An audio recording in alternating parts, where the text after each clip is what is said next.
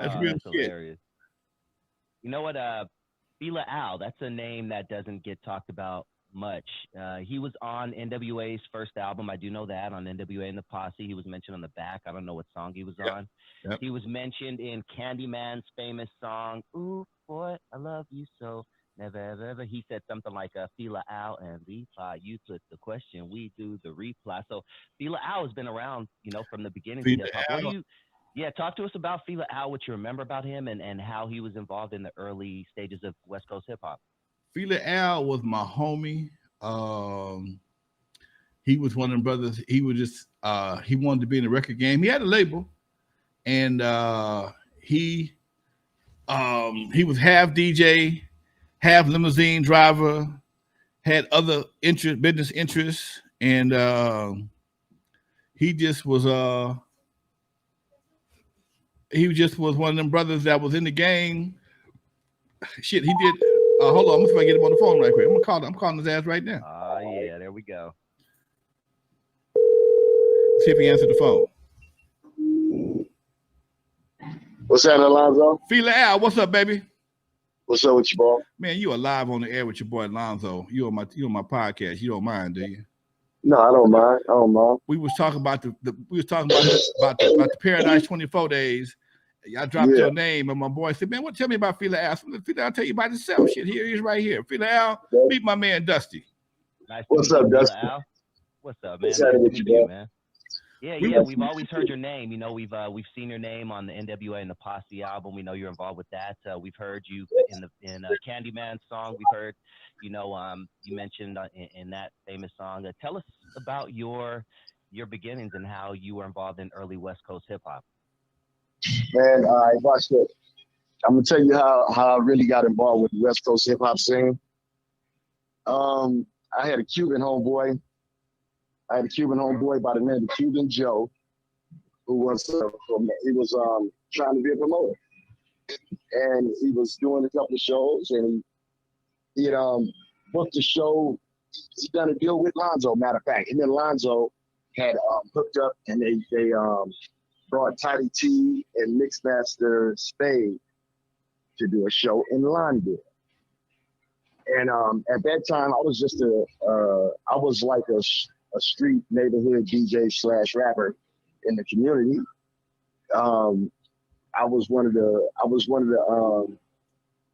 I ain't gonna say I was the godfather of the hip hop or none of that, but right after Lonzo and all them was doing their thing, I was DJing and I couldn't sell tapes. People didn't want to buy my mixtapes, even though I was a good DJ. They wouldn't buy my mixtapes because I wasn't rapping on them. And, one cat said, "Man, you gotta listen to this guy here, Mixmaster Spade and Tidy T. These guys, if you rap like they rap, then we'll buy your tapes." So I started rapping on tapes. And then that's when my Cuban homeboy, when I met him, he started buying tapes from me. And then he was doing something with Lonzo. And he invited me out and wanted me to meet Lonzo. He was like, "Man, Lonzo's a cool dude. I want you to meet him." So I said, "All right." So I went and met with Lonzo. And when I met Lonzo, me and Lonzo hooked up and done a deal. Lonzo was like, "Man, I run the Eve After Dark and I do this and this and that." And I was like, "Yeah, man." I say, "Man, I'll be trying to, I DJ and stuff and I want to do some things." So me and Lonzo hooked up and we was doing an 18-year-old night at the Eve After Dark one night. I came with my DJ equipment. I came with some lights, some speakers and all that. And then it just happened so funny. I sold Lonzo some equipment. I sold him some lights and stuff. I had some lights and shit. So I sold him lights. Then after a while, we done some more business because we did a trade. He was like, "Man, I got some studio time." And I was doing the raps where I was competing with Tidy T and Mixmaster Spade. So after that, I hooked up with Lonzo. He gave me some studio time. So there, he introduced me to Dr. Dre. He was like, "Yeah, Dre works for me, and so Dre is he's gonna do what you need him to do." So all right, me and Dre started vibing. Dre did he did about 10 beats for me, and I did the music. I was rapping, and at this time, there was no N.W.A. N.W.A. was not out yet. You know what I'm saying? Eazy E did Boys in the Hood. That was just coming out. Did Boys in the Hood.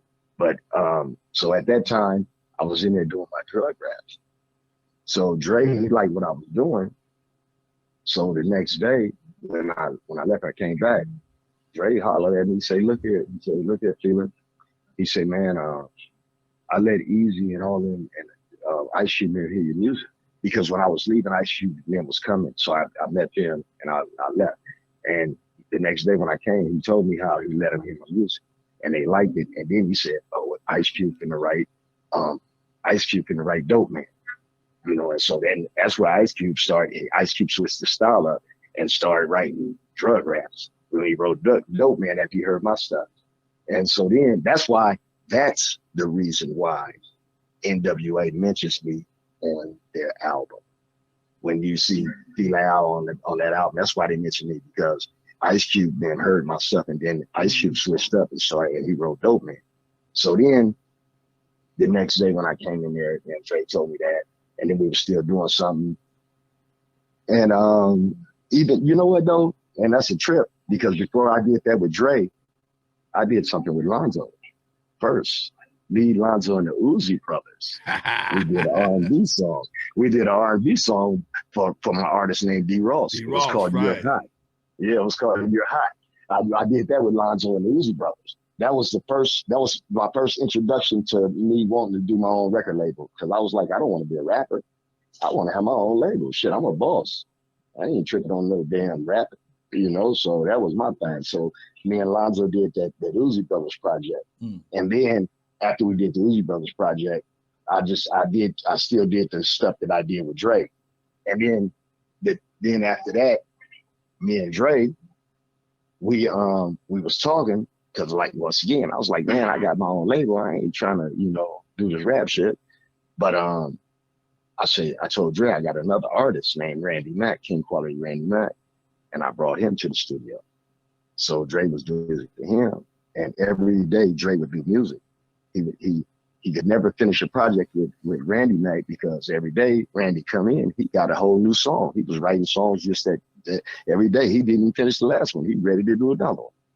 So Dre was like, FILA, Randy Mack ain't serious about this rap stuff, man. So, if you want, bro, yeah, I can get you some rappers. We can have auditions. I was like, all right, well, let's do some auditions. So that's where we at Lonzo House. Lonzo House was my second home down there.